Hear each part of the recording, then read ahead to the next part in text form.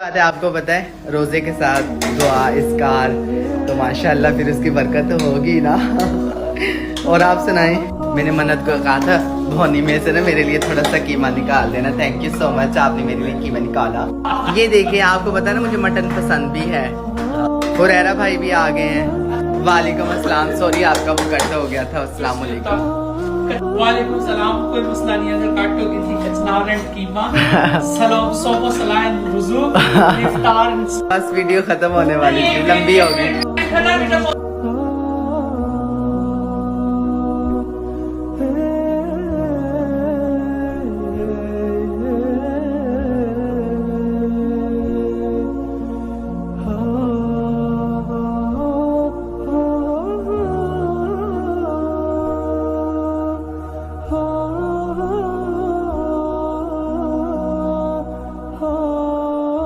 काफ पे बैठने लगा है माशाल्लाह। पसीने छूट गए कैमरा देख के मुझे। क्यों? नहीं तो काफ पे जा रहा था ना अचानक। चलो हमारे लिए भी खसूसी दुआएं करनी। माशाल्लाह 4-5 हमारी इफ्तारियां भी थी, तो मैंने कहा आप मेरे साथ चलना, लेकिन इसने कहा कि नहीं, कुर्बानी पे सब कुछ है। मेरा दिल है कि मैं ना नियत की है, तो मैंने इत्काफ पे बैठना है। मैंने कहा चले अल्लाह पाक कबूल करे।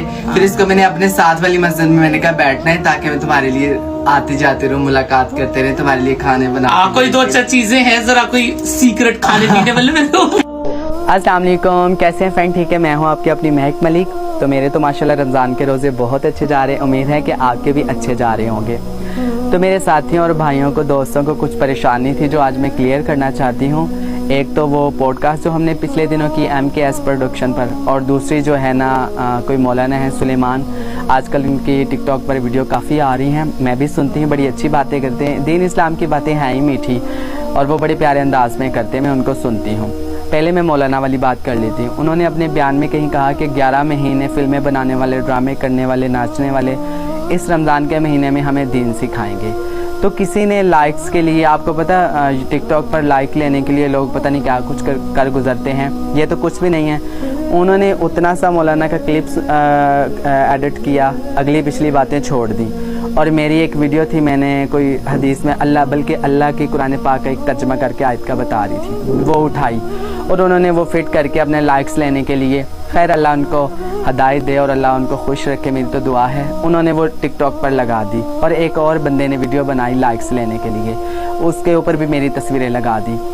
तो मुझे तो इन बातों से कोई फ़र्क नहीं पड़ता, क्योंकि मैंने हक़ की बात की थी, तो मुझे इन चीज़ों से कोई आड़ नहीं है। अच्छा, तो वो मैं आपको बता दूं कि मौलाना ने, सुलेमान ने, वो मुझ पर बात नहीं की थी। वो जो रमज़ान ट्रांसमिशन होती है, जो एक्ट्रेस आके वहाँ बैठते हैं और दीनी बातें करते हैं, उन्होंने उन पर की थी, वो मेरे लिए बात नहीं की थी। वो तो टिकटॉक पर लाइक लेने के लिए उन्होंने ऐसे किया। दूसरा, जो पॉडकास्ट के लिए जो हमने वहाँ बातें की, तो एक साथी है वो कह रहे हैं बड़ी मुझे परेशानी है, मुझे रहनुमाई चाहिए।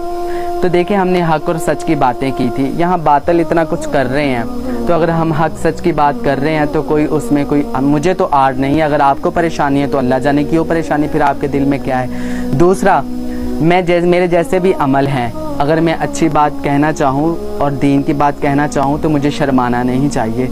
मेरी ये फील्ड है, मुझे पता है ये गुनाह है, ये अच्छी चीज़ नहीं है।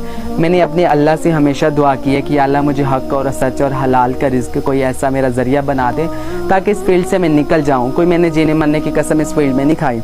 और रही बात कि मेरे अमल कैसे और मैं आगे अच्छी बात नहीं कर सकती, तो अभी मैं साबित आपको कर दूँ। हज़रत अनस रज़ी अल्लाह तआला अन्हु से रवायत है, वो आपको मैं हदीस सुना दूँ।